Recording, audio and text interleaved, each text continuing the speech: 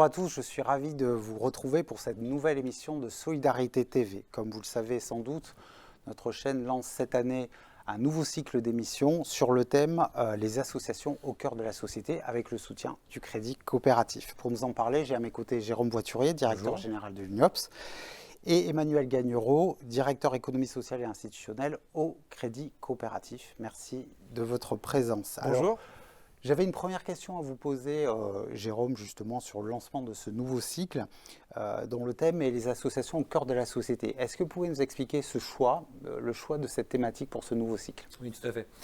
Il y avait plusieurs raisons qui nous poussaient à renforcer, à continuer l'opération que nous avions menée l'année dernière. D'abord, les web émissions de l'année dernière ont été un vrai succès. Je crois. On a des très très bons retours. Ça répondait à une attente et c'est la première raison qui nous a incité à continuer. La deuxième raison, c'est qu'on est quand même à l'orée d'élections et donc de débats, on le souhaite, sur le modèle social. Et les associations ont toujours été au cœur de la réflexion sur le modèle social. Je ne reviens pas sur la création de la CMU, du RMI qui doivent beaucoup aux associations. Et c'est vrai qu'on est à un moment où le modèle social est questionné et le débat présidentiel et législatif, même si on connaît les conditions, font qu'on a un besoin d'avoir ce débat et que les associations doivent porter le rôle sociopolitique traditionnel des associations. Après, une troisième raison qui nous a aussi incité à continuer, c'est que lorsqu'on regarde sur les 5, 10, 15 dernières années le rôle des associations, dans toutes les thématiques sanitaires, médico-sociales et sociales, que ce soit la lutte contre l'exclusion, la loi grand âge ou l'absence de loi grand âge, la lutte contre les taudis, les associations ont toujours eu un rôle à jouer et ont toujours une voix à porter. Et puis, un dernier exemple précis, c'est que lorsqu'on voit dans l'actualité la prise en charge des réfugiés ukrainiens, les associations portent un message, portent une action et portent aussi une certaine idée du modèle social et du modèle de valeurs françaises. Et donc, on était tout à fait légitime pour être de nouveau au rendez-vous cette année. D'accord, très bien. Alors justement, cette émission n'aurait pas pu se faire l'année dernière et ne peut pas se faire cette année sans le soutien du Crédit Coopératif. Donc une question que je voudrais vous poser, Emmanuel Gagnereau, c'est pourquoi avoir souhaité cette année, au-delà du succès des émissions de l'année dernière, avoir souhaité cette année renouveler votre soutien à l'UNIOPS pour cette chaîne de Solidarité TV? Alors d'abord, je voudrais vous dire qu'on est très heureux de vous accueillir ici, vous et tous les intervenants qui sont autour de la Web TV. Et alors pourquoi on a choisi de soutenir une nouvelle fois Solidarité TV? Ça touche déjà à ce qui nous unit avec l'UNIOPS. Il y a un trait d'union très fort qui est commun à nous, c'est une autre économie. Nous, on soutient, on finance une autre économie. Ce qu'a dit Jérôme, ce que porte l'UNIOPS, donc on le rejoint et on le soutient, indépendamment de nos clients. On s'inscrit fortement dans ce mouvement. Et une autre économie par et avec le fait associatif. Donc évidemment, tous les espaces et les médias qui permettent de faire exister cette autre économie, on est forcément preneur et intéressé. Et c'est une conviction qu'on partage. Une conviction qu'on partage aussi d'une autre économie au service d'un projet de société. Et non l'inverse. Ce n'est pas un projet de société au service d'un projet économique. Et ça, c'est quelque chose qu'on partage très fort avec l'UNIOPS, avec ses adhérents, les fédérations qui sont au sein de l'UNIOPS. Donc ce modèle, déjà, il nous unit et c'est une des principales raisons pour laquelle on soutient l'UNIOPS et ce projet de Web TV. Et puis une autre raison qui est plus liée à ce format justement que vous faites vivre, assez innovant, qui nous intéresse beaucoup parce qu'il participe à une information démocratique. Et on se rend compte que ce type de débat, de réflexion, finalement, c'est pas forcément dans les médias dominants qu'on va avoir le temps de les trouver. Pas toujours, absolument. Le temps de l'urgence fait que du média, on n'a pas toujours le temps de faire vivre une réflexion sur des innovations sociales, sur le fait solidaire. Donc voilà, ça, on est évidemment très intéressé, c'est très précieux et ça fait vivre une information différente. Et puis une dernière raison qui est que l'UNIOPS aussi représente le fait associatif organisé. Et ça, en France, c'est la moitié à peu près du secteur associatif, grosso modo, qui est rassemblé en en fédération, etc. Et donc nous, on croit très fort dans ce modèle. Notre modèle coopératif fait qu'on travaille avec les fédérations nationales, dont l'UNIOPS et d'autres. Et donc un média porté par une tête de réseau nationale, pour nous, ça a beaucoup de sens dans le fait associatif en général. Très bien. Messieurs, je vous remercie pour ces précisions. Je vous propose maintenant de passer tout de suite à notre première séquence. Alors, lors de chaque élection présidentielle, l'UNIOPS fait entendre la voix des acteurs de la solidarité. En 2022, c'est un modèle social et solidaire renouvelé qui a vu le jour. Que nous disent les auteurs de ce document? Quels sont leurs constats, leurs propositions? Avant de recevoir nos premiers invités, nous sommes allés sur le terrain pour demander aux associations quelles seraient leurs priorités pour les 5 ans à venir en matière de solidarité. Je vous propose que nous les écoutions et on se retrouve ensuite. Moi, je souhaite vraiment que ce quinquennat-là puisse être le quinquennat où on prend la mesure de la nécessité de développer des politiques de l'âge, du vieillissement, du grand âge, de la dépendance, parce que tout ça, ce sont des sujets qui certes vont de pair, mais amènent ou nécessitent des réponses différentes. Malheureusement, les errements qu'on a pu voir ces dernières semaines et qui ont été largement médiatisés autour de l'affaire Orpea, Corian, etc., montrent que si le secteur privé non lucratif n'est certainement pas exempt de problématiques, il est quand même beaucoup plus vertueux dans son modèle. Et moi, je souhaite vraiment que dans le champ de la solidarité, on puisse largement privilégier les acteurs qui appartiennent à ce champ non lucratif, à ce champ de l'économie sociale. Pour les 5 prochaines années, ma priorité en matière de solidarité, c'est que les associations retrouvent une place beaucoup plus importante dans le rôle, la perception démocratique. On traverse une crise démocratique qui est majeure. On voit que les gens s'abstiennent de plus en plus. Il y a une distance de plus en plus importante entre les individus et les urnes. Et donc les associations, parce que ce sont des espaces de démocratie du quotidien, de démocratie d'exercice, sont une partie de la réponse pour ce réenchantement démocratique absolument nécessaire pour une société plus apaisée. Pour le prochain quinquennat, j'aimerais que le futur ou la future présidente s'engage dans les objectifs qui avaient été fixés en 2015 par l'ensemble des gouvernements internationaux dans un objectif de développement durable. Et l'un des objectifs était d'ailleurs d'éradiquer la misère. Voilà, donc l'un des objectifs serait celui-ci, d'éradiquer la misère. Et l'une de ses causes et de ses conséquences les plus visibles, c'est celle du sans-abrisme. Il y a déjà un engagement qui avait été pris lors du précédent quinquennat, qui n'a pas été tenu, malheureusement.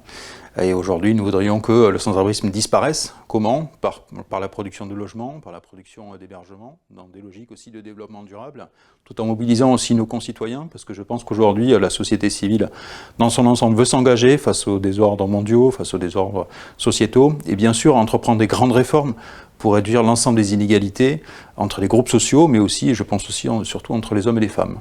Pour moi, la priorité pour les 5 prochaines années serait la santé et sa prise en charge. On a vu, suite à la pandémie qu'on vient d'avoir, on fait face à une pénurie de médecins, de spécialistes. On a des problèmes de prise en charge au niveau des hôpitaux. On a des régions en France où il n'y a pas de médecins, où c'est difficile de se faire soigner. Donc, qu'est-ce qui est prévu pour ça, pour ces 5 prochaines années ? Pour moi, la priorité en matière de solidarité, c'est l'attractivité au recrutement des personnels du secteur social et médico-social qui accompagnent au quotidien les personnes en situation de handicap dans leur prise en charge. Alors ma priorité en termes de solidarité sur les 5 prochaines années, c'est l'inclusivité et le vivre ensemble. De manière générale, l'inclusivité auprès des personnes en situation de handicap pour leur permettre d'avoir un emploi qui correspond à leurs compétences avant tout, puisque la personne en situation de handicap est une personne avant d'être en situation de handicap. Et le vivre ensemble, puisque ça s'inscrit dans une logique générale aujourd'hui. Qu'est-ce que vous allez déployer pour permettre à tout citoyen de pouvoir vivre dans de bonnes conditions? En matière de solidarité pour les prochaines années, je pense qu'il faudrait qu'il y ait peut-être plus de personnel dans les EHPAD ou les établissements afin d'avoir plus de disponibilité pour nous, dans notre structure, peut-être faire des sorties en extérieur et être plus disponible, tout simplement.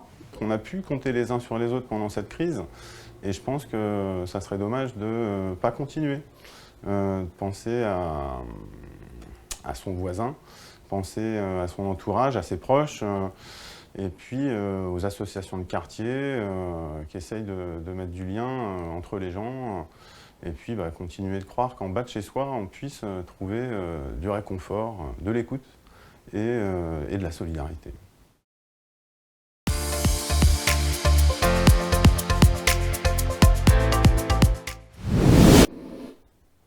Alors nous l'avons vu dans ce premier reportage, les idées des acteurs associatifs en matière de solidarité ne manquent pas, très nombreuses, très variées.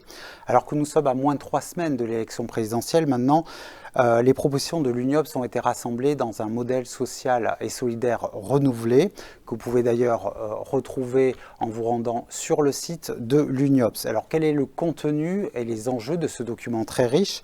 Pour répondre à cette question, je suis ravi d'accueillir 2 de ses principaux artisans, Jérôme Voiturier, donc, qui est encore avec nous, directeur général de l'UNIOPS, et Patricia Citruc, administratrice de l'UNIOPS. Je vous remercie pour votre participation.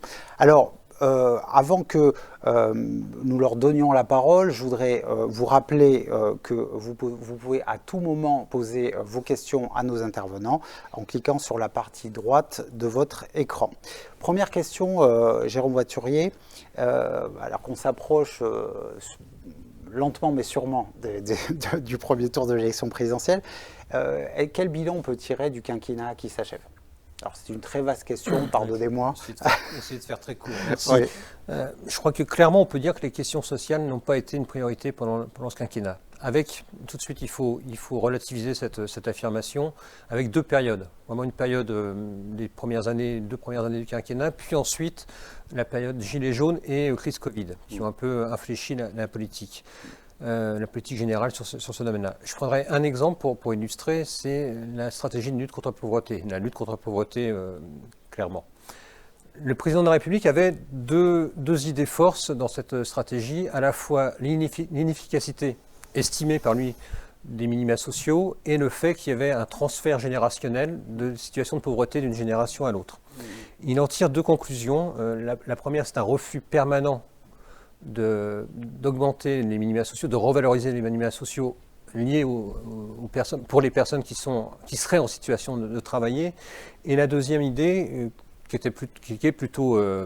nous avons soutenue, c'est l'idée d'un investissement social, d'investir sur le futur. Oui, ça c'est une idée d'ailleurs que soutient l'UNIOPS depuis de longues années. Tout à fait.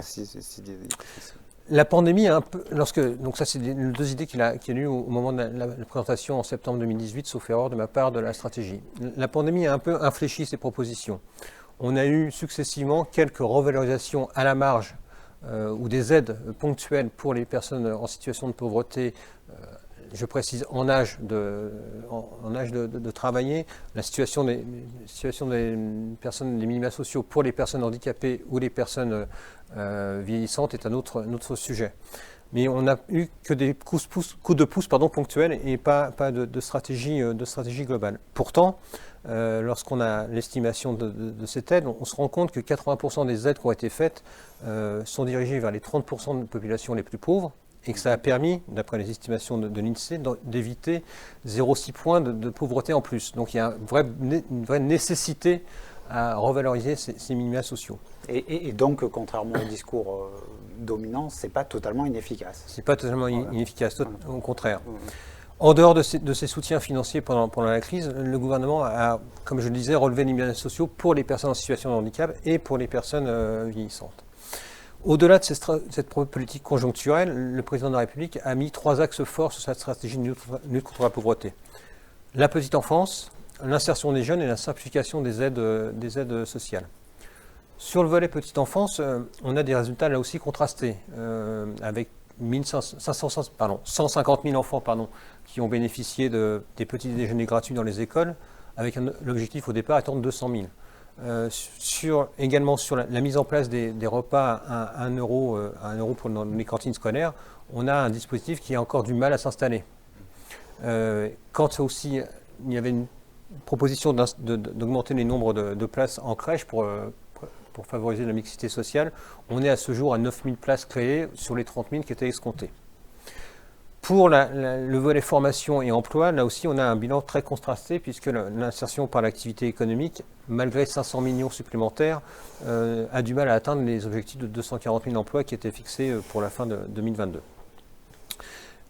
Par ailleurs, cette volonté de créer des structures d'insertion par l'activité économique subit là aussi une politique qui est difficile pour les entreprises de créer ces structures.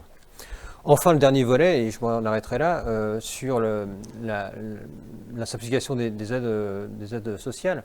Le dossier du RUA a été abandonné en campagne. Le revenu universel d'activité, qui était en gros la fusion des minima sociaux sur lequel on a eu l'occasion de travailler énormément, à la fois d'apporter un soutien et certaines critiques, mais en tout cas ce dossier a été purement et simplement abandonné pendant la crise Covid. Donc on a un bilan qui est vraiment, à travers cet exemple, un bilan qui est de disparition de la question sociale, malgré quelques coups de pouce ponctuels au regard de la crise. Très bien. Patricia Citruc, est-ce que vous partagez un petit peu cette analyse, ce constat qu'on est un peu à mi-chemin, que c'est un bilan un peu, même si des actions ont été engagées, ce bilan un peu mi-figue, mi-raisin? Je crois que je peux totalement l'illustrer avec un exemple, c'est celui de la promesse d'une loi autonomie. Et d'abord, exprimer une grande déception.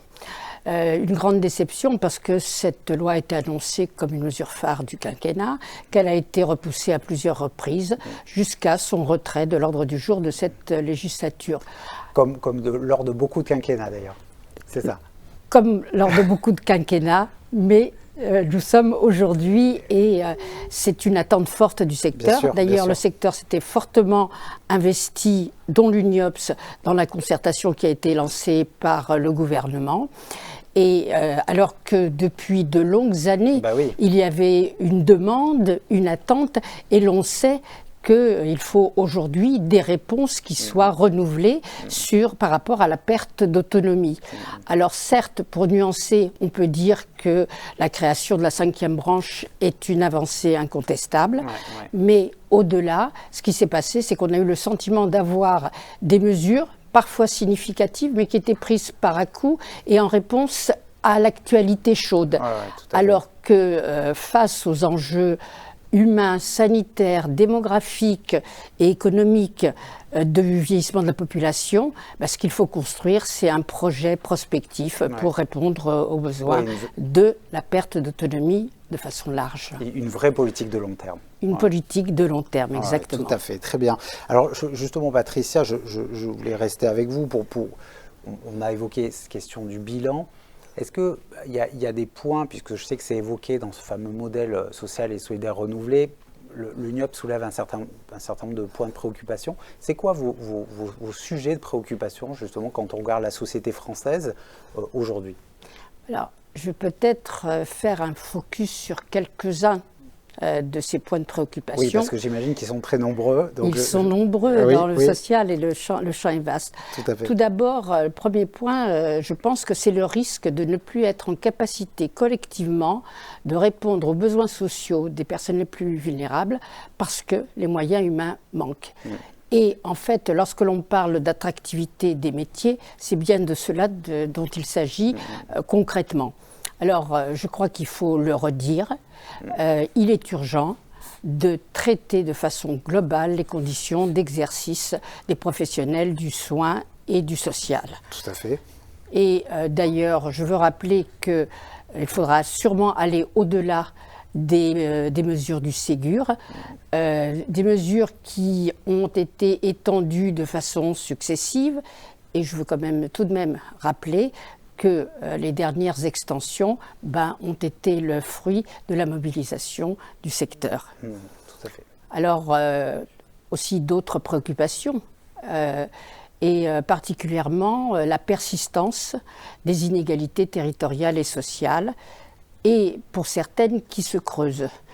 Et de ce point de vue-là, le niveau de vie en est l'illustration. Et là, je vais citer des chiffres qui sont des chiffres récents de l'INSEE.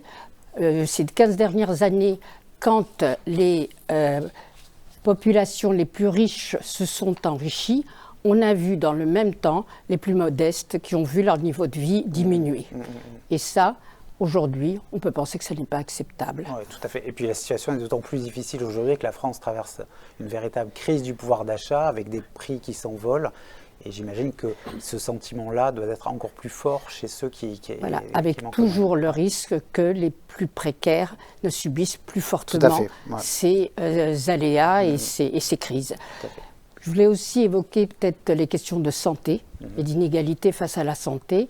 Et nous l'avons vu, par exemple, pendant la crise sanitaire, c'est dans les territoires les plus défavorisés que la surmortalité a été la plus importante. Et aujourd'hui, que voit-on? C'est dans ces mêmes territoires que la vaccination est le moins déployée. Donc là, on est vraiment face à des inégalités qui se retrouvent bien entendu avec des déserts médicaux dans ces mêmes territoires-là. Très bien. Est-ce que vous avez un dernier sujet de préoccupation? Un dernier sujet de préoccupation sur les nouvelles formes de la fracture numérique. On connaît le sujet et on le présentait jusqu'à présent un petit peu comme une fracture générationnelle. Aujourd'hui, ce problème touche toutes les générations et pas uniquement les plus âgées, parce que la numérisation des administrations et plus particulièrement des organismes sociaux est en train de fabriquer du non-droit, du non-recours au droit, du renoncement au droit, et ceci pour tous. Et j'en veux pour illustration le dernier rapport de la défenseure des droits qui traite spécifiquement de ce sujet et qui donne un chiffre qui est quand même extrêmement préoccupant. En fait, 80% des réclamations qui arrivent à la défenseure des droits portent sur la difficulté d'accès aux services publics. Très bien, je vous remercie. Jérôme, est-ce que, j'imagine que vous avez vous aussi de nombreux sujets de préoccupation. Est-ce que déjà le diagnostic de Patricia Citruc vous convient et est-ce que vous avez peut-être un autre sujet? Après, on ne va pas pouvoir faire un catalogue puisqu'on manque un petit peu de temps et puis on le révoquera au fil de l'émission. Est-ce que vous avez un autre sujet de préoccupation que vous voulez absolument évoquer? Bien sûr, je partage l'avis de Patricia et ça me semble évident. Je crois qu'il y a un marqueur fort qui a été dans tout le quinquennat, c'est la confusion qui peut exister entre assistance et assistanat. On l'a vraiment ressenti, ne serait-ce qu'encore ce matin avec la déclaration de Christophe Castaner. Oui, ça revient. Ça revient, Christophe Castaner qui a déclaré ce matin comme que un refrain, quoi. Voilà. L'assistanat, c'était la solution des lâches. On a eu un quinquennat vraiment marqué par ce fait que une crainte vraiment d'aider et d'aller vers une situation d'assistanat. Ça rejoint la notion de pognon de dingue. Hein, c'est exactement, vous me retirez les mots de la bouche, puisque on a eu plusieurs séquences pendant le quinquennat, à la fois traverser la rue pour trouver un job, le pognon de dingue. On sent vraiment, il y a un problème, je crois, conceptuel, vraiment chez le gouvernement, peut-être principalement chez le président de la République, sur cette idée que aider les gens, aider les personnes dans les situations les plus précaires, c'est pas obligatoirement d'assistanat. Et c'est vrai que ça a influé totalement dans l'ensemble des politiques publiques depuis 5 ans. Très bien. Alors, on a évoqué les sujets de préoccupation. On a évoqué certains sujets thématiques avec Patricia, mais justement, selon vous, aujourd'hui, quand on se place à 5 ans plus tard ou 5 ans après, c'est pour vous, c'est quoi les domaines les plus critiques? Je crois qu'il y a un domaine s'il faut en sortir un, le domaine de la jeunesse est certainement le domaine le plus critique, pour plusieurs raisons. C'était un domaine une population totalement invisibilisée au départ. Je rappelle juste qu'au départ, dans le premier gouvernement, il n'y a pas de portefeuille qui prend en charge la question de la jeunesse. Et on se rend bien compte, dans certains écrits, je pense aux écrits je crois que c'est Frédéric Dabi, qui s'appelle La fracture, d'avoir une jeunesse qui est de plus en plus en sécession, qui vraiment est désenchantée et très inquiète sur son avenir, et de ne pas avoir eu de politique publique en fonction de ça. Alors là aussi, il faut attendre le Covid pour que la jeunesse réapparaisse dans les radars, avec l'image des files d'attente dans les banques alimentaires des jeunes étudiants. Mais c'est vrai qu'on a eu besoin d'avoir malheureusement cette crise pour que la jeunesse réapparaisse dans les radars et dans l'agenda public.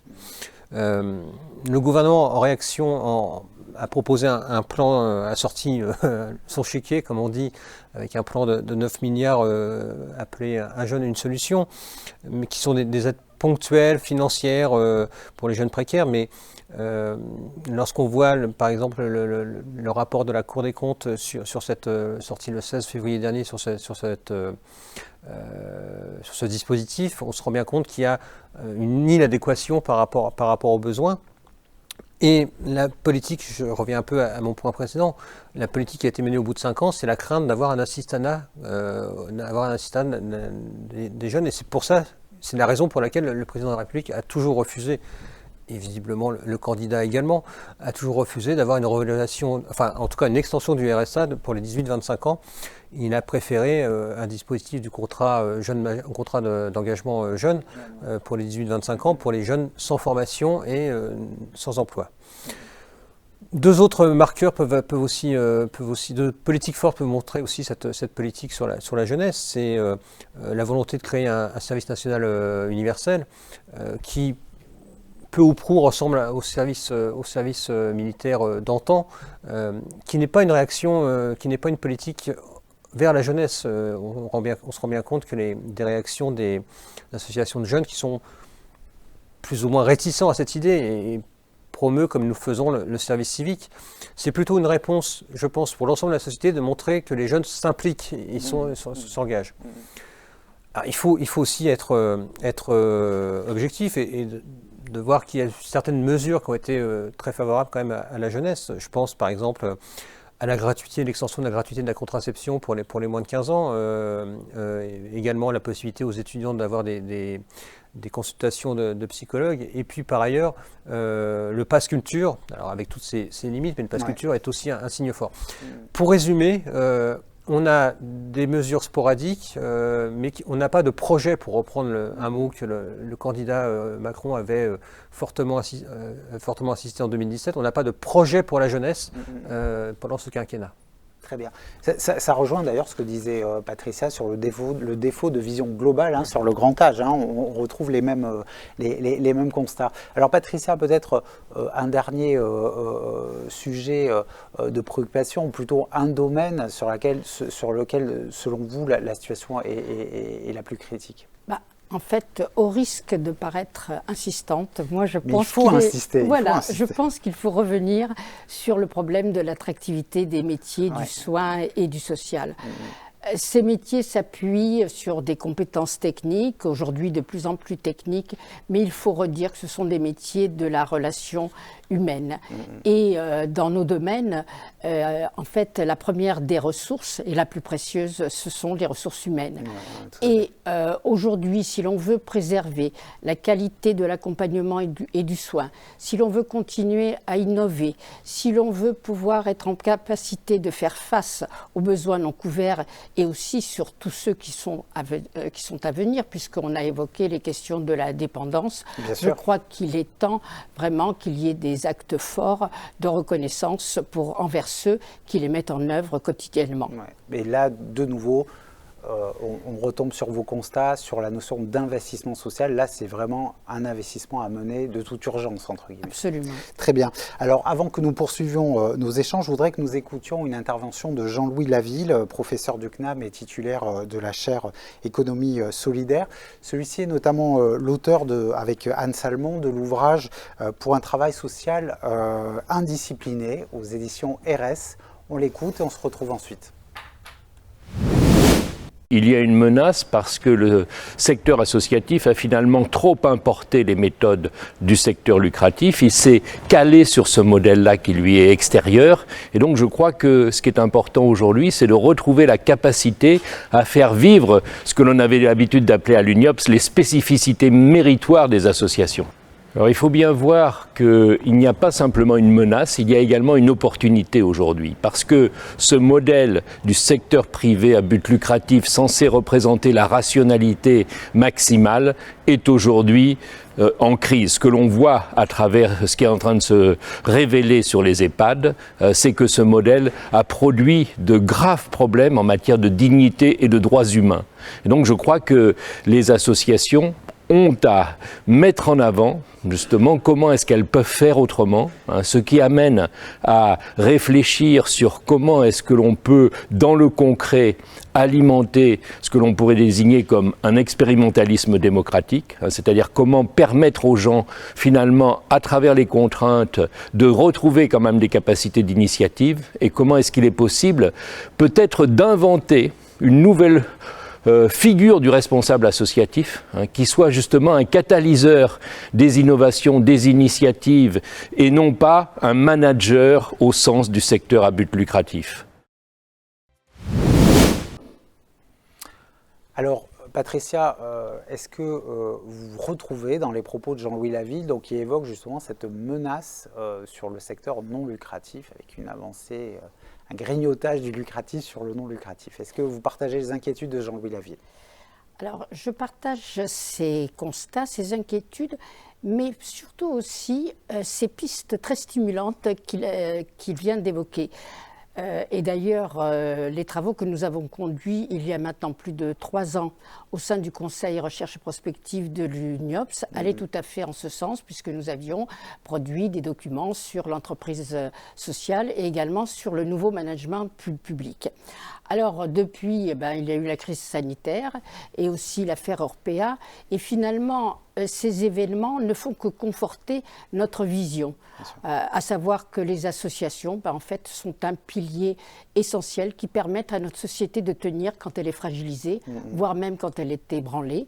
De la même façon, la non-lucrativité, en fait, est une force, et les événements l'ont démontré, quand il s'agit d'être auprès des personnes les plus fragiles. Alors, aujourd'hui, on peut dire que le secteur associatif a fait ses preuves, et qu'il les fait toujours, ses preuves, et les preuves de son utilité sociale et de son utilité économique également, et qu'il peut valoriser ses réussites, de même qu'il peut aussi se regarder et reconnaître ses imperfections pour les dépasser. Et puis, j'ai envie de reprendre l'expression de Jean-Louis Laville sur les spécificités méritoires du secteur associatif. Que nous connaissons bien à l'UNIOPS, oui, voilà, tout à fait. Puisqu'il s'inscrit dans l'histoire de l'UNIOPS. Et je veux peut-être revenir sur celle-ci face au climat préoccupant d'aujourd'hui. Je veux citer par exemple l'éthique et la dignité de la personne face au cynisme. Et on a vu combien l'actualité mettait en exergue de ces questions-là. Je veux aussi évoquer l'intérêt général face à l'individualisme, l'engagement face à la crise de confiance, et enfin la solidarité face aux inégalités, dont celle que j'ai trop rapidement évoquée il y a quelques minutes. Très bien, ne vous inquiétez pas, on va en reparler. Jérôme, est-ce que vous souhaitiez réagir justement à cette intervention de Jean-Louis Laville? Je me retrouve bien entendu dans les propos de Jean-Louis Laville, dans ceux de Patricia. Jean-Louis Laville, il y a un vieux, j'espère qu'il m'excusera pour l'expression, il y a un vieux compagnonnage avec l'UNIOPS. Donc on est vraiment en symbiose intellectuelle avec Jean-Louis Laville.